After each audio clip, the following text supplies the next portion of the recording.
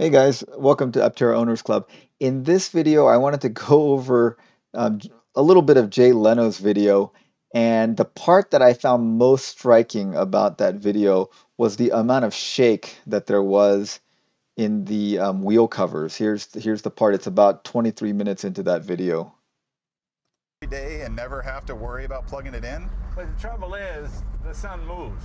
That's true. You know, so you park your car here, by 11 o'clock at night, your car's in the shade. Well, I've got solar. My whole roof is solar. Yeah, so that's an impressive amount of shaking here in that video. So I was wondering, like, why is that? Um, and I think I know the answer to why that is. So if you look at this video, this is Kirsten Dirkson's video, and they're showing Noir, the black thing. If you go back, the black model, they have the wheel covers off, and you can see that there's just two brackets right here, and the two brackets is where the wheel cover connects. And so I think that everything is stabilized by those two brackets. Because if you watch it go through, there is no bracket in the back. So that green ring inside. See, there's no bracket back there. And so I think everything is stabilized by this. So I'm not super worried about it. As long as the wheel cover can handle the constant flexing, it shouldn't be a really issue. Maybe the wheel cover is not going to be that expensive, and you can also replace it very often. You're probably going to scuff that thing up fairly often as well.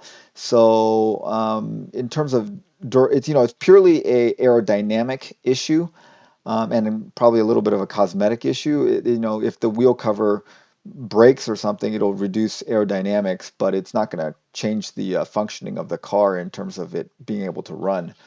So it's not like a crucial piece of the car. But if they do want it to make it more stable, they might add a bracket in the back.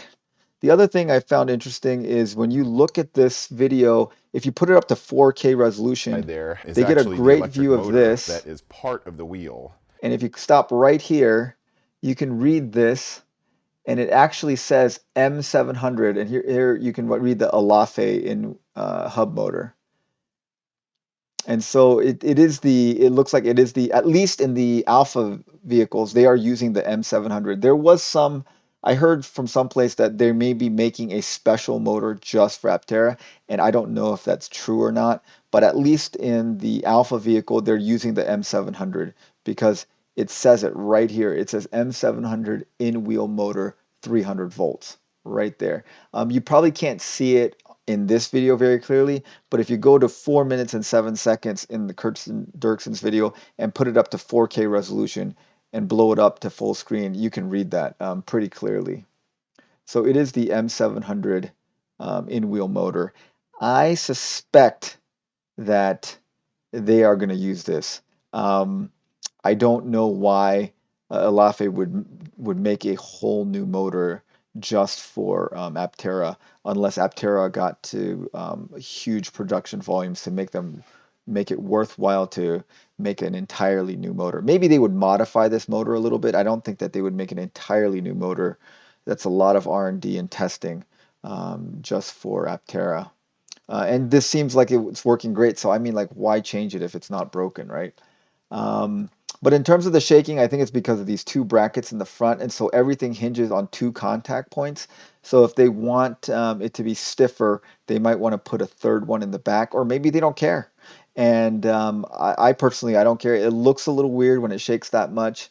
It looks a little unsettling, but as long as the thing can handle the flex and it's working, and it's fairly cheap to replace if it does break from flexing too much. I imagine, like, with repeated flexing, it would crack at the contact points.